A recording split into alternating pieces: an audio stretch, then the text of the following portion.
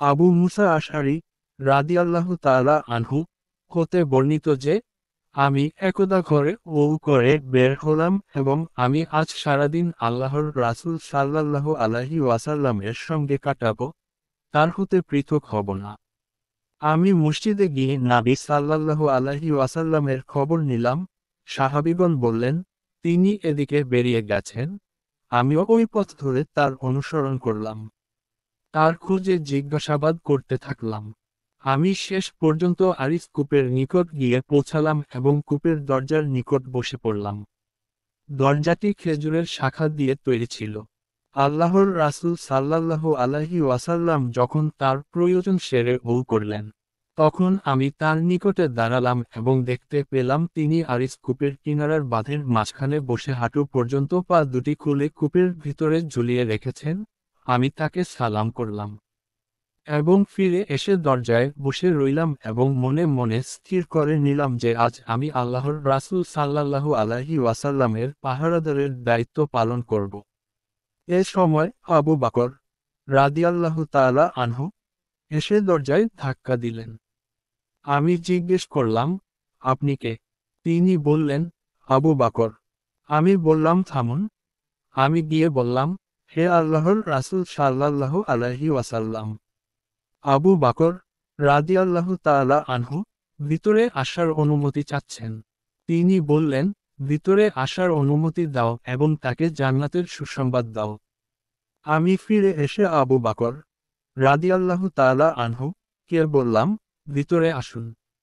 আল্লাহর রাসূল সাল্লাল্লাহু আলাইহি ওয়াসাল্লাম আপনাকে জান্নাতের সুসংবাদ দিচ্ছেন। আবু বকর রাদিয়াল্লাহু তাআলা আনহু ভিতরে আসলেন এবং আল্লাহর রাসূল সাল্লাল্লাহু আলাইহি ওয়াসাল্লামের ডানপাশে কূপের ধারে বসে দুপায়ের কাপড় হাঁটু পর্যন্ত উঠিয়ে নবী সাল্লাল্লাহু আলাইহি ওয়াসাল্লামের মতো কূপের ভিতর ভাগে পা ঝুলিয়ে দিয়ে বসে পড়েন। আমি ফিরে এসে বসে পড়লাম। আমি আমার ভাইকে ঔরত অবস্থায় রেখে এসেছিলাম। তারও আমার সঙ্গে মিলিত হবার কথা ছিল। তাই আমি বলতে লাগলাম, আল্লাহ যদি তার কল্যাণ চান তবে তাকে নিয়ে আসুন। এমন সময় এক ব্যক্তি দরজা নাড়তে লাগল। আমি বললাম, কে? তিনি বললেন, আমি উমর ইবনু খাত্তাব।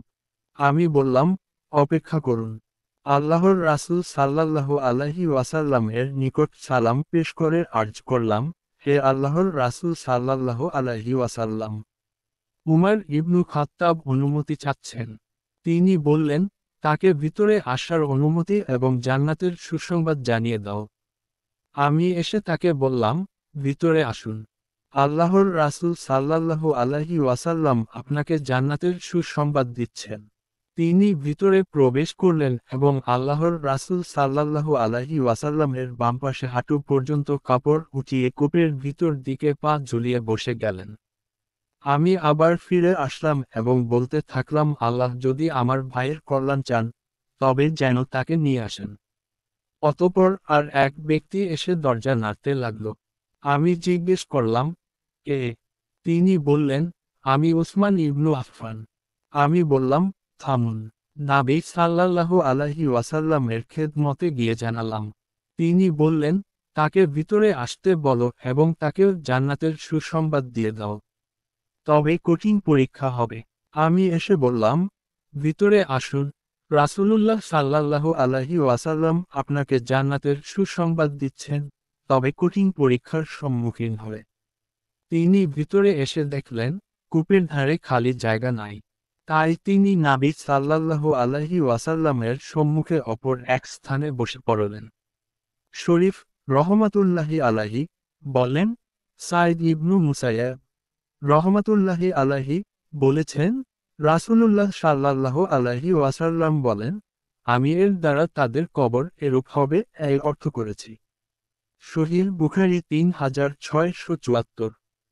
এরকম আরও অনেক ভিডিও পেতে লাইক দিন, কমেন্ট করুন, শেয়ার করে আপনার বন্ধুদের দেখার সুযোগ করে দিন এবং চ্যানেলটি সাবস্ক্রাইবও করুন। ধন্যবাদ।